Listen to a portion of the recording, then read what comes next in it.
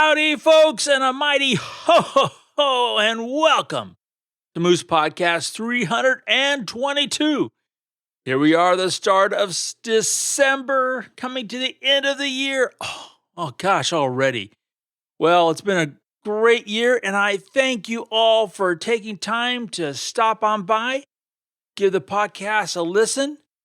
And I also appreciate all your emails and questions. Thanks so much. Your support means everything to me, so thanks. Also need to thank my good friends at Bedford Camera, bedfords.com. Talk about the place to fill the stocking. Bedford's is it. And remember, use that discount code MOSE, get that extra 5%. Free shipping over $99, and for those who can avoid it, you don't have to pay sales tax. And keep in mind, these folks have incredible inventory that is constantly growing. The Z9's in stock, other great things. So Bedfords, thank you so much for supporting the Moose Podcast. And folks, remember to tell them that when you make your purchase or call for that help, bedfords.com. Jumping right into this week's episode, Imposter Syndrome.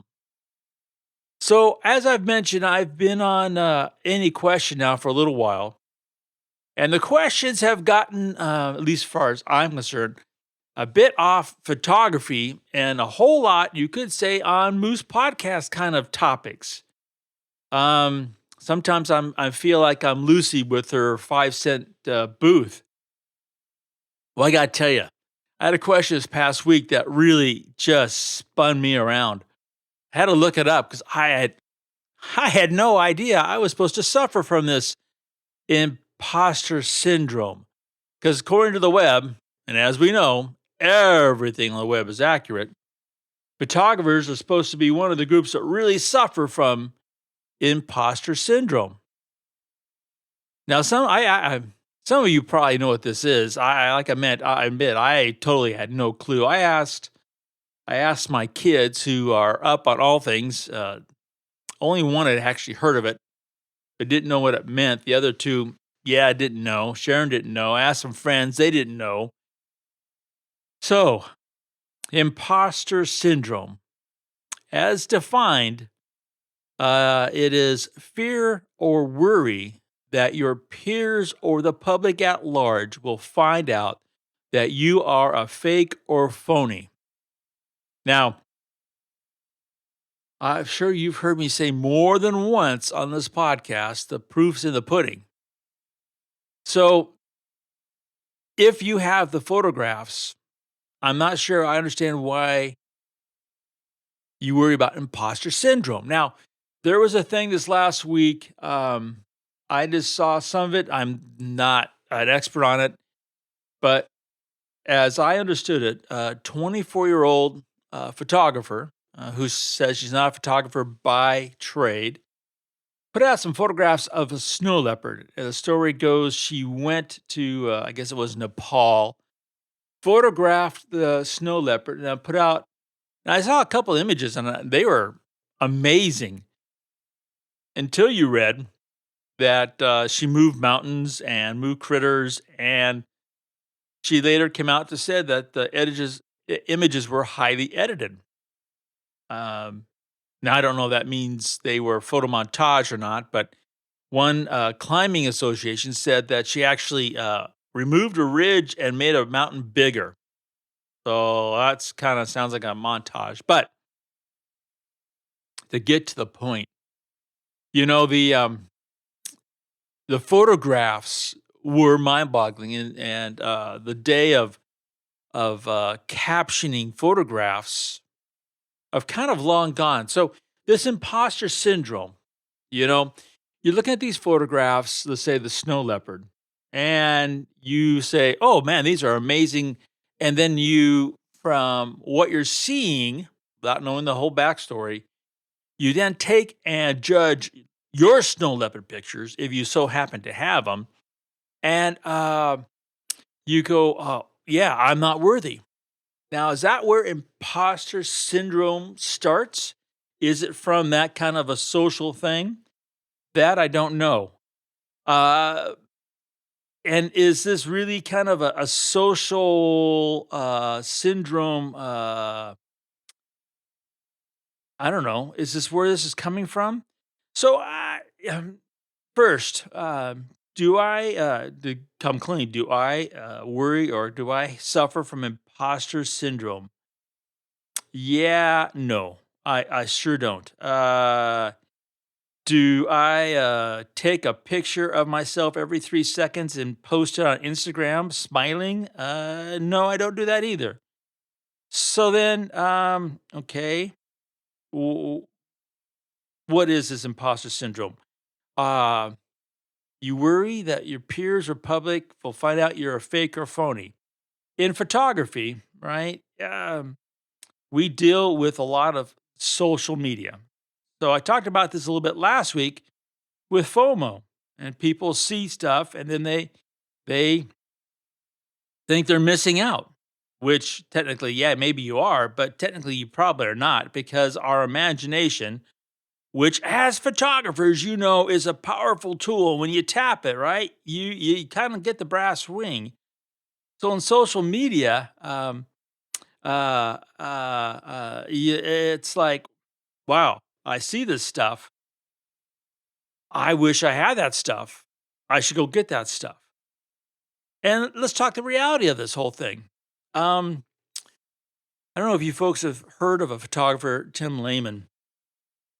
Uh, he he's been posting lately from the top treetop blind in Borneo, and you look at he is his photographs are simply over the top phenomenal, and he's got photographs of birds that are just over the top, just knock yourself dead.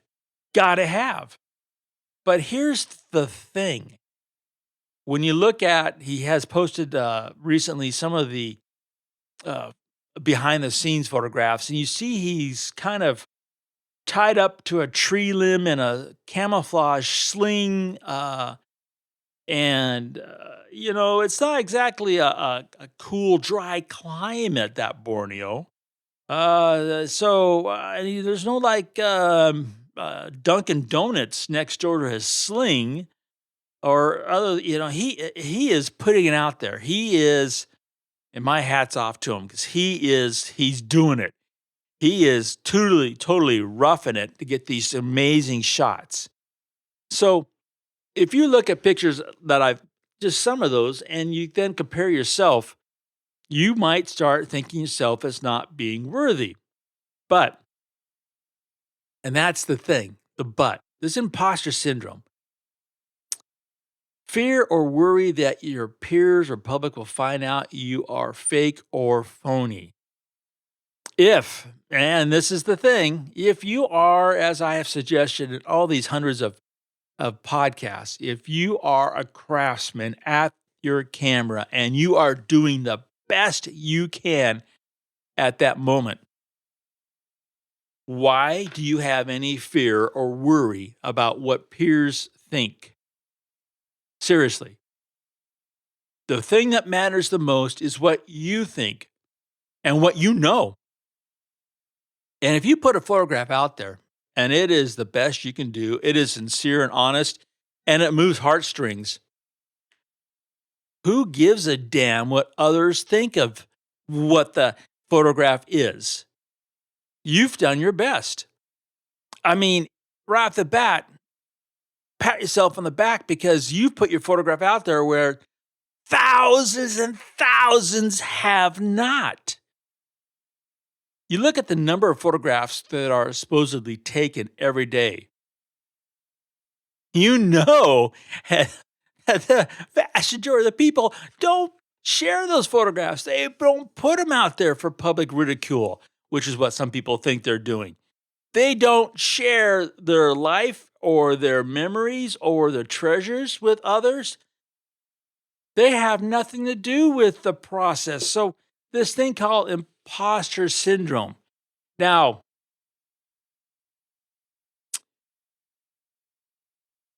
worried about fear about people finding you're out fake or phony? Yeah, I guess if that you are a photographer on the flip side of what I'm talking about, who is perhaps doing, well, you're out there and right off the bat, I can think of, examples I've talked about of photographers with really egregious acts against critters. Um, Maybe those folks are worrying about being imposters and have imposter syndrome because of their field craft and ethics. Maybe, just now kind of dawned on me. Maybe that's what, this is all about. Maybe you've done something that, you know, well, I don't know if that's true either. I mean, seriously, you should not worry what other people say. You should not. Unless, okay, or there's always gonna be a caveat, right? Unless it's the photo editor you sent photographs to, then you really need to care about what they say. But then if you have put your photographs in front of a photo buyer, an editor, then you're definitely not a fake or a phony. You're you're putting it on the line, baby. So yeah, no imposter syndrome there. And should you really worry what other people think? No, I mean, unless it's that editor, that photo buyer who is gonna give you the best shot and give you the honest truth. Then yeah, no, you shouldn't worry about what they think either. What you should do is worry about what you think. You should worry about what you say, and you should take in consideration what everybody feels when they see your photograph. But then they have to see your photograph. And if they see your photograph, then the proof's in the pudding. And then you know that, and they know that you're not a fake or a phony. So I guess this comes back to, where do these things come from? Like imposter syndrome. I mean, I am not the first person to do a podcast on this topic. I found a whole bunch of other stuff. And I got to tell you, I was totally befuddled by what I was hearing and learning. That I'm supposed to suffer this was really kind of eye opening. I mean, now do I'll be honest. When I go into a group or a room of my peers, the first thing that comes to mind is, oh no, they're going to find out that my photography is fake or I'm a phony. No, no, I worry about I'm going to say something stupid again because I've been known to do that way too often. Put my foot in my mouth, and then I personally am the dork. But it's not my photographs. My photographs have always been the thing that kind of like, I don't know, smooth my edges, have given me wiggle room, definitely credibility. So I guess it all comes down to this imposter syndrome. And there's a bunch of other stuff, by the way. I've got a page in front of me that I wrote down. Now I'm wondering why I even bothered, of all this stuff. But it really comes down to the fact that you just need to have confidence that you did your best. No one can ask any more from any photographer on any given day. Because if you are truly know what you're doing and you've been at this at any time, so then if the answer is no, you haven't, then you don't have any credibility to be opening up your yappers in the first place. But if you know what you're doing, you know that what you did today, 9 out of 10 times, is better than what you did yesterday, and that you know what you're going to do tomorrow is going to be better than today. Then, if you did your best, there is no more you can do. You are 100% genuine.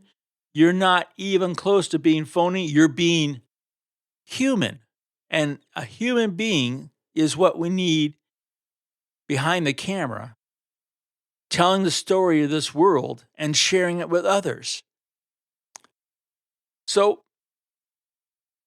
imposter syndrome and all these other titles. I'm here to tell you that if you share your photographs and you did your best, You're as genuine a person and photographer as you could ever want to be. Doesn't mean you're going to be perfect. I'm not perfect. Nobody's perfect. That's what keeps this incredible globe spinning. We're just going to do the best we can to share the wonders we see through that lens with others. Have confidence in yourself in that process, and you'll constantly grow as a photographer. And this other stuff that social media says you should worry about, yeah, will just simply fade. Keep in mind, right foot, left foot, right foot, left foot. You'll make progress. You guys have a great week, and remember to make every click your story.